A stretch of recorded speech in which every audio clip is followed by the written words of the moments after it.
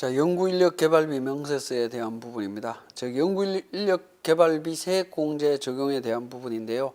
자, 연구인력 개발비 세액공제는 이제 두 가지로 구분해서 볼 수가 있는데, 신성장 동력 연구인력 개발비, 원천기술 연구 개발비 부분이 있는데, 이 부분은 중소기업의 경우에 발생 금액의 30%를, 일반 법인은 발생 금액의 20%입니다. 중소기업일 때는 30%, 일반 기업은 20% 적용받을 수가 있고요.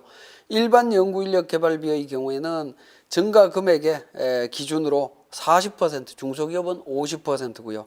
단기 발생 금액 기준으로는 중소기업의 경우에는 발생 금액의 25%, 중소기업 유예기간 적용받는 경우에는 15%, 10%, 중견기업은 8%, 일반 기업은 2% 플러스 해당 과세 연도의 수익금액분의 연구인력 개발비 비용으로 해서 2분의 1을 적용해 주는데 최고한도 3%로 되어 있습니다. 자, 연구인력 개발비 세액 공제와 관련해서는 최저한세 대상이 되느냐 여부인데, 중소기업에 대한 연구인력 개발비 세액 공제는 최저한세 적용이 되지 않는다라는 점 기억을 해주시면 되겠고요. 자, 우리 프로그램을 통해서 세무사랑2 프로그램을 통해서 연구인력 개발비에 대한 세무조정 과정을 한번 살펴보도록 하겠습니다.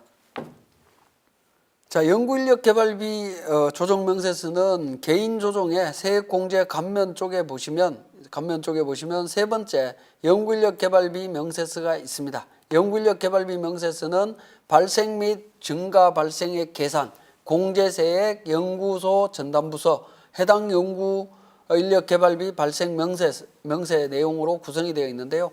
먼저 이제 해당 연도 연구인력 개발비 발생 명세 해서 우리 재무제표에 경상연구개발비라고 해서 인건비 1,000만 원 지출된 게 있습니다. 우리 교재 자료에 2명이고 1,000만 원 지출된 게 있다라고 표현이 되어 있습니다. 그래서 연구인력 개발비 세액 공제 대상인 연구개발비를 인력비를 이제 포함을 시켜주시면 되겠고요.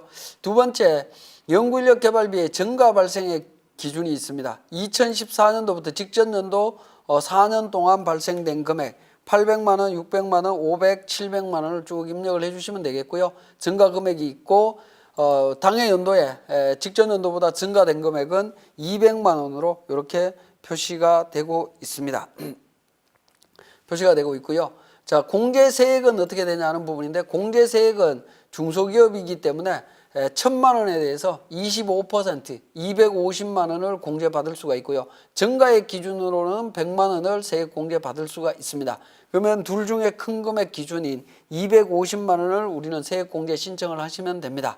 자, 법인세법에 따른 연구인력 개발비 명세서를 작성하실 때는 이 공제받을 세액 옆에 보시면 최저한세 적용 여부 표시 부분이 나타났습니다만은 개인소득세에서는 그 내용이 없습니다. 그냥 250만 원 적용받으시면 되고요. 이 250만 원에 대해서는 앞에서 한번 말씀드렸는데, 세액공제 조정명세서 쪽에서 불러오기를 통해서 250만 원을 적용을 해주시면 됩니다. 적용을 해주시는데, 연구인력 개발비 세액공제가 최저한세 적용에 지금 반영이 돼 있죠.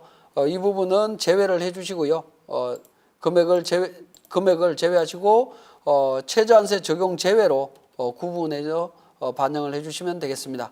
그렇게 반영을 해주시고 당기세액공제 2월액 쪽에서 연구인력 개발비 세액공제 250만 원 반영되어 있는 것을 확인하시면 되겠습니다. 자, 그렇게 정리를 해주시면 되겠고요. 자, 그 다음에 이제 연구인력 개발비 세액 공제를 적용받기 위해서는 연구소 전담부서 현황이라든가 해당 연도의 연구인력 개발비 발생 명세서에 대해서 좀 구체적으로 세부 내용을 적용해 달라는 부분이 있습니다. 요거는 관련되는 서류를 통해서 작성해 주시면 되겠습니다. 자, 중소기업 고용 증가 인원에 대한 사회보험료 세액 공제가 되겠습니다. 중소기업이 과세 연도 기간 중에 해당 과세 연도의 상시 근로자 수가 직전 과세 연도의 상시 근로자 수보다 증가한 경우에는 세액 공제를 적용받을 수가 있습니다. 그래서 세액 공제는 청년 근로자, 상시 근로자 고용 증가 인원에 대해서 사용자가 부담하는 사회보험료에 대한 100%를 적용받을 수가 있고요. 청년 고용 증가 인원을 제외한 나머지 인원이 증가된 경우에는 사회보험료 50%를 적용받을 수 있습니다. 사회보험료라고 하는 부분은 국민연금, 고용보험, 산재보험, 국민건강보험, 장기요양보험으로 이야기할 수 있습니다. 그래서 고용 증가에 따른 4대 보험료 부담이 상당히 늘어나는 측면이 있는데요. 자, 이렇게 늘어나는 부분에 대해서 세액공제로 지원을 해주겠다라는 겁니다. 그래서 고용 증가가 발생한 경우에는 사회보험료 세액공제도 적용받을 수 있는지 여부를 확인해 보시면 좋을 것 같습니다. 자, 그 다음에 성실사업자 등에 대한 의료비, 교육비, 월세액 세액 공제 부분입니다. 의료비, 교육비, 월세액은 원래 근로소득이 있는 경우에 세액 공제를 적용받을 수 있는 부분인데요. 성실사업자에 대해서는 의료비, 교육비, 월세액에 대한 세액 공제를 적용받을 수 있습니다.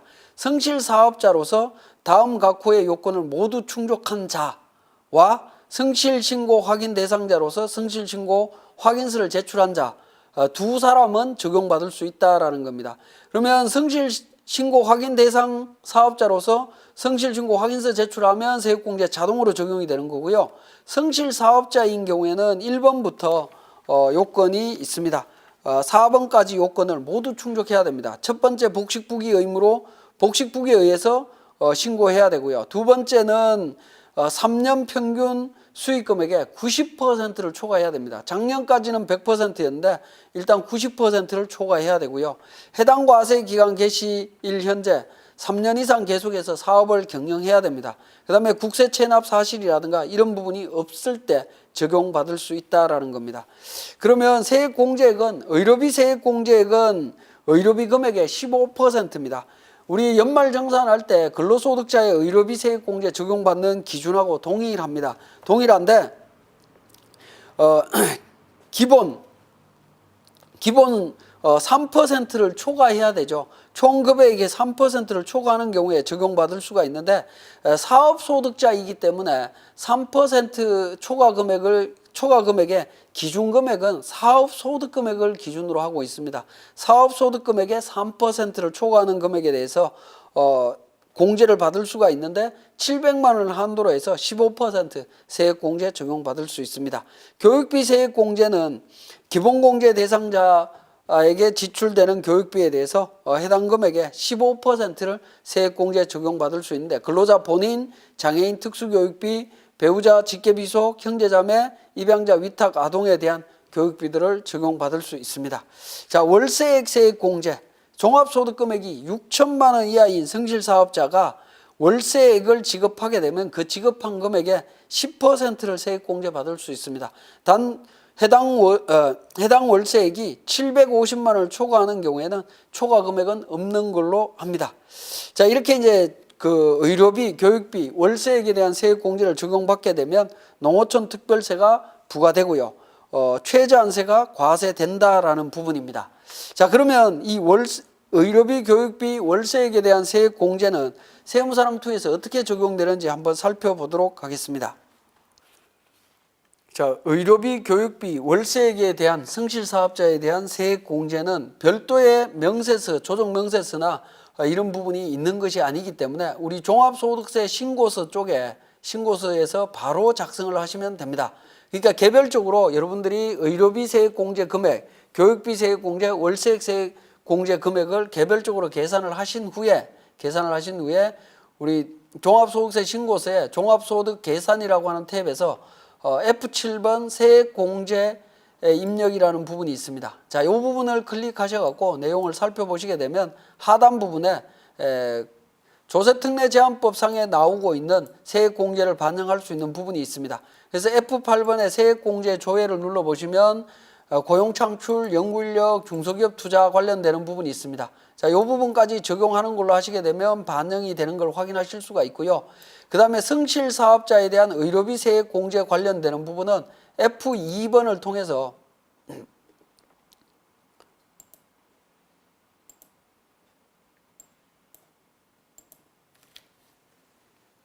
코드 부분에서 F2번을 통해서 여러분들이 직접 선택을 해주시면 됩니다. 하단 부분으로 내려오게 되면 성실사업자 의료비, 교육비, 월세액에 대한 부분들이 있죠. 자, 의료비가 있다라고 하면 의료비에 대한 부분 선택하시고 세액공제액이 얼마인지 반영을 해주시면 됩니다. 자, 1,000만 원이 공제 대상이라고 하면 15% 적용해서 150만 원 적용이 될 거고요. 성실사업자 교육비에 대한 부분입니다. 교육비에 대한 부분도 마찬가지로 내용이 있었죠. 성실사업자 교육비 확인해서 자 15%인데 교육비가 예를 들어서 뭐 1,000만 원이 지출됐다라고 하면 1,000만 원 지출된 걸로 해서 반영을 해주시면 되겠습니다. 그러면 반영된 금액 150만 원에 대해서 세액공제로 반영이 될 수 있다라는 겁니다. 그러니까 성실사업자에 대한 의료비, 교육비, 월세액에 대한 세액공제는 별도로 이 세액공제 금액을 계산할 수 있는 서식이 별도로 있는 것이 아니라 여러분들이 직접 계산해서 우리 종합소득세 신고서상에 직접 반영해야 된다라는 점 말씀드리고 마치도록 하겠습니다.